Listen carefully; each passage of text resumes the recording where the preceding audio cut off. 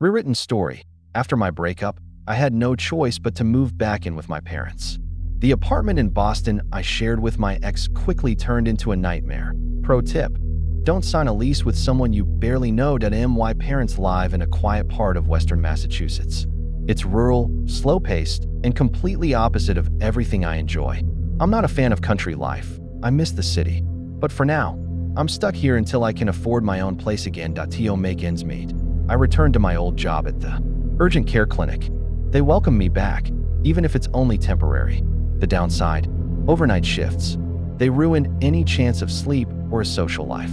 After one of those long, boring shifts, I left work around 4 a.m., hungry and half awake. I stopped for gas at the Shell station, one of the only ones open at that hour.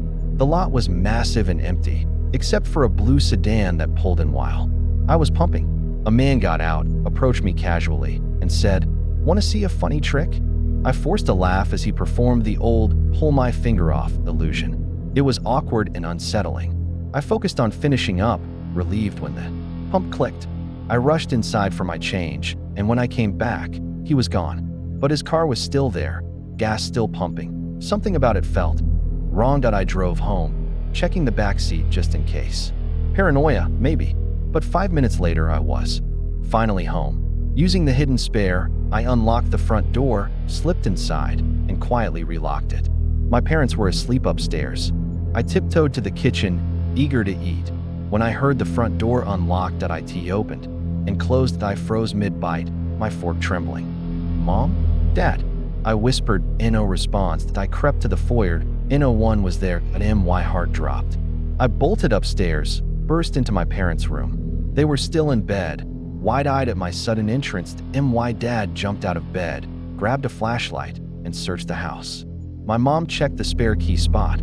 Gone. We searched room by room.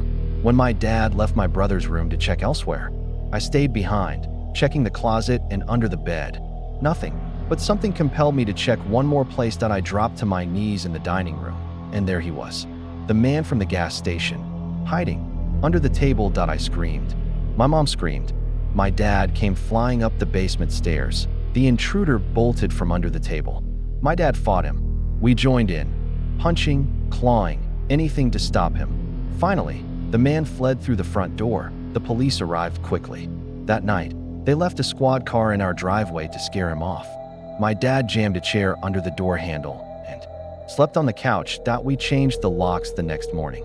The spare key never went back outside. I still feel guilty. He followed me home. No headlights. Silent. Watching. I'll never stop wondering what would have happened if I hadn't heard that door. I love night drives. No traffic, no chaos. Just silence and highway lights. I was heading from New York down to Florida to visit my brother. It's a long drive, and I always leave around 2 a.m. to avoid rush hour. That night, I grabbed coffee at Dunkin', packed my car to the brim, and hit the road. By the time I reached Jersey, hunger hit me hard. I saw a Wendy's sign and followed it off the highway. The area was pitch black, no streetlights, no traffic, just my headlights and darkness. There was one car in the Wendy's lot, and the drive-through lights were on. I pulled in, waited, and nothing happened. I checked my phone. Turns out it didn't open until 6 a.m. then. 3 knocks on my window. I jumped out. A man stood there smiling. He gestured for me to roll it down. I cracked it a little. "They're closed," he said. I nodded. Then he said his battery died. Asked if I could help him jump his car. He had the cables. He just needed my CAR.My gut said no. But I wanted to believe I was doing the right thing. So I helped. We connected the cables. He tried starting his car. Nothing. Tried again. Still nothing. Then he stepped away to call someone, speaking low in Spanish. I didn't catch any of it. That's when it happened. .2 pickup trucks came flying around either side of the building. Engines roaring, headlights flaring. They boxed me in. The man still smiled, but now it felt like a predator's smile. I slammed the hood shut, ripped the cables off, and made a split-second decision. I ran into the woods. Branches tore at my legs. My lungs burned. I dropped flat and stayed still. I heard them. Voices. Men. Laughing. Speaking Spanish. Closer. Then farther. Then silence. Until my car alarm blared in the distance. I crawled out of the woods and made my way back. My car was alone. They were gone, and everything I owned, my luggage, my clothes, my watch, my bags, gone. The rear window smashed. I cried out of sheer frustration. Police arrived. They said the Wendy's had cameras, but the plates on the vehicles were fake, probably stolen. 2. I never saw any of my things again. I still believe in karma, but sometimes I wish karma moved faster. It was one of those long overnight drives, 15 hours of road and rest stops. The roads were empty. Just me, my thoughts, and the hum of the tires that I needed a break. Badly. A familiar blue sign promised relief. A rest area a few miles ahead. I pulled off. There was one other car in the lot. Probably someone napping. I stretched, yawned, and headed toward the restroom. Inside, something was off. A man stood in the corner of the bathroom, not facing a urinal, just the wall. Silent. Still. I hesitated. My instinct screamed at me to turn around, but I moved toward the stall anyway. I couldn't go. I just stood there, frozen.